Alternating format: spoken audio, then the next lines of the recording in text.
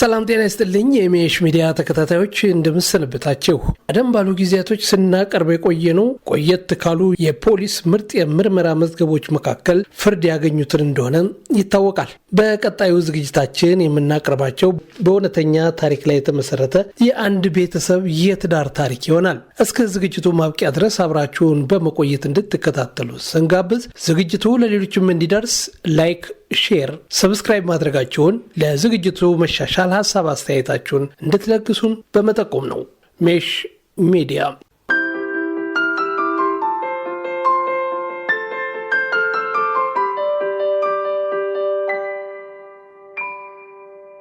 ቃልአብ የእጅ ስልኩን ወይም ሞባይሉን ከምንም በላይ አጥብቆ ወዳጅ ነው። ስልኩን ለመደወያና ለመቀበያ ብቻም ሳይሆን የማህበራዊ ድረገጾችን በመጠቀምም የሚስተካከለው የለም። አንድ ቀን ታዲያ እንደተለመደው ፌስቡክ ከፍቶ ወቅታዊ ሁኔታዎችን እየተመለከተ ሳለ አንዲት እንስት መልእክት ታደርሰዋለች። ከመልእክቱም መካከል ዘወትር ፌስቡክ ስትከፍት እንደምታገኘው አንዳንድ መልእክቱንም እንደሚያዝናናት ስሙም ደስ እንደሚላት ትገልጽለትና ጠንክሮ እንዲጽፍ መልእክቷን ትተውለታለች።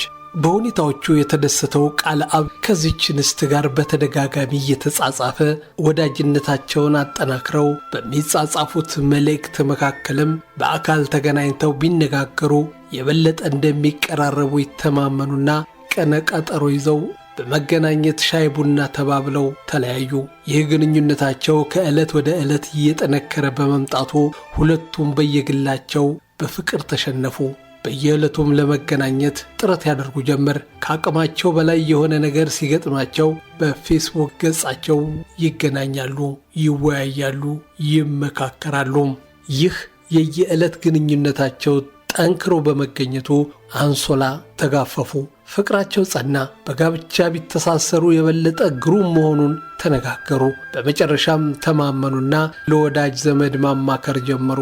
የሴቷ ወገን ቀጥይ፣ ትዳር ጥሩ ነው፣ ልጅ ወልዶ መሳም ትልቅ ጸጋ ነው ሲሉ፣ የሱ ጓደኞች ተው ይቅርብህ፣ በዕድሜም አትመጣጠኑም፣ በገቢም አትገናኙም፣ ስለዚህ በዚህ ትዳር ውስጥ ባትገባ ይሻላል ሲሉ ምክራቸውን ለገሱት። ቃልአብ ግን ትዳር ጥሩ ነው ያሉትን ሰዎች ሐሳብ ይዞ ለጋብቻው መሳካት ተገቢውን ጥረት ያደርግ ጀመር። ተሳካላቸውና ዝግጅት አድርገው የጋብቻቸው ስነ ስርዓት በጥሩ ሁኔታ ተፈጸመ።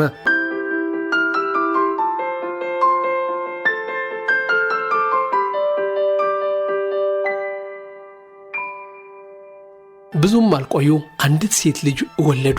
ቤት ሞቀ፣ ትዳር ደረጀ። ንግዳቸውም ቢሆን በጥሩ ሁኔታ ቀጠለ። ደንበኞቻቸው ከጊዜ ወደ ጊዜ እየተበራከቱ መጡ። ብዙም ሳይቆዩ ሌላ ሱቅ ከፈቱ። የሰራተኞቻቸውም ቁጥር እየጨመረ መጣ። ንግዱ ሲስፋፋ ሁለቱም እረፍት አጡ። በተለይ ቃልአብ የባለቤቱ ድካም እረፍት ነሳው። እናም ሰው ተቀጥሮ እሷ እረፍት ማግኘት አለባት በማለት ሁነኛ ሰው ለመቅጠር ሰው ማፈላለግ ቀጠለ። በመጨረሻም አንድ በንግድ ሥራ የተመረቀ ልምድ ያለው ሰው ተገኘና ቅጥር ተፈጸመ።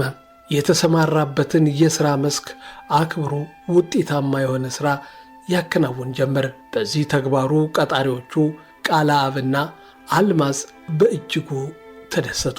ያዝልቅለት ሲሉም ምኞታቸውን ገለጹ። ሱቅ ከገባበት ጊዜ ጀምሮ ያለ እረፍት ስለሚሰራ ደንበኞቹ ደስተኞች ናቸው። ቁጥራቸው ከጊዜ ወደ ጊዜ እየጨመረ መጥቷል። በዚህ የተነሳ ቃልአብና ገበያው በየሱቆቻቸው ሆነው ንግዱን ሲያቀላጥፉ፣ አልማዝ ደግሞ ለሁለቱም የሚያስፈልጉ ዕቃዎችን በማቅረብ ተግባሯን ትወጣ ጀመር።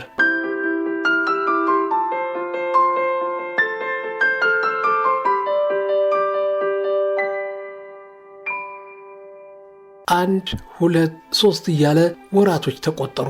አልማዝ አዘውትራ ወደ ሁለተኛው ሱቅ ማለትም ገበያው ጋር ስትመላለስ በፍቅር ዓይን እያየችው እንደወደደችውም ገለጸችለት። አንድ ቀን ሳያስበው ከንፈሩን ከከንፈሯ አዋሃደችው። ደግማ ደጋግማ መጠመጠችው። ገበያው በሆነው ነገር ተደሰተ፣ ኩራትም ተሰማው። በዚህ መልክ የቀጠለው መቀራረብ ፍቅራቸውን አሞቀው። አልማዝ የንግድ ዕቃዎችን አቀርባለሁ በሚል ሰበብ ገበያው ጋር ስትመላለስ ቃልአብ ምንም የሚያውቀው ነገር አልነበረም። እውነትም ደንበኛ በዝቶ ንግዱ እየተቀላጠፈ እንደሆነ በመረዳት የበለጠ እያበረታታ ነው። ገበያው ግን አንገቱን አቀርቅሮ አልማዝን በሱቁ ውስጥ የፍቅር ጥግ እያስኮመኮማት ነው። የድርጅቱ ደንበኞች አገልግሎት ለማግኘት ሲሄዱ ሁለቱ ሰዎች ቅርርባቸው አላስደስታቸውም። ይህቺ ሴትዮ ከሰራተኛዋ ጋር ይህን ያህል መቀራረብ አስፈላጊ ነው እያሉ ይዘባበቱባቸዋል። እንግዳ የሆኑት ደግሞ ባልና ሚስት ይመስሏቸዋል። እናም ብዙም ትኩረት አይሰጧቸውም። አንድ ቀን ታዲያ አልማዝ ለሱቁ የሚሆን ዕቃ በተሽከርካሪ ይዛ ትመጣና ወደ ሱቁ ያስገባሉ።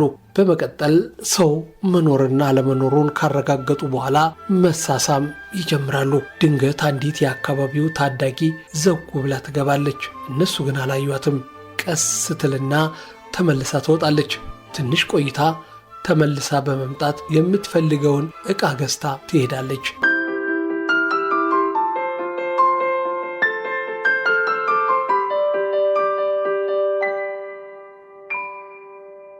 አገር ሰላም ነው ያሉት ገበያውና አልማዝ ናፍቆታቸውን ከተወጡ በኋላ ወደ የሥራቸው ተሰማሩ።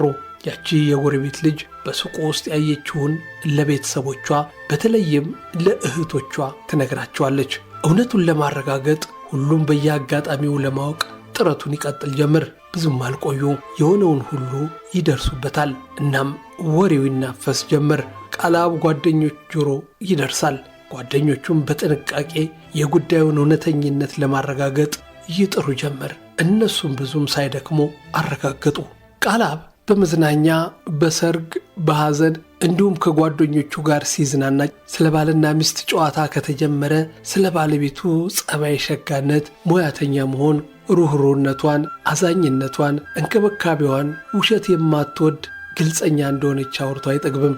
ይህኔ የባለቤቱን ባህሪ የሚያውቁ ጓደኞቹ በጣም እየተናደዱ እየተበሳጩ በመጠቃቀስ አልሰሜን ገባ በለው እያሉ ይሳለቁበታል። ጥቂት የሆኑ ሰዎች ቀረብ ብለው ባለቤቱን መቆጣጠር እንዳለበት፣ ከሰዎች ጋር ስለሚኖራት ቅርርብ ማወቅ እንዳለበት፣ ያለበለዚያ ትዳራቸው አደጋ ላይ እንደሚወድቅ ይነግሩት ጀመር።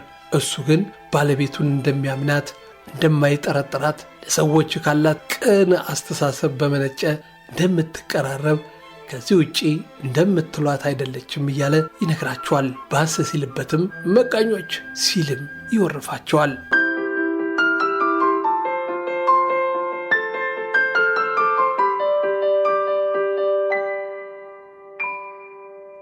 ቃልአብ ሰኞ ቀን ከምሳ በኋላ ከቀኑ 9 ሰዓት አካባቢ አንድ ስልክ ይደወልለታል። ለሱቁ አስፈላጊ የሆነ ዕቃ አምጥቼልሃለሁና በ15 ደቂቃ ውስጥ ገንዘቡን አዘጋጅተ ጠብቀኝ ይለዋል።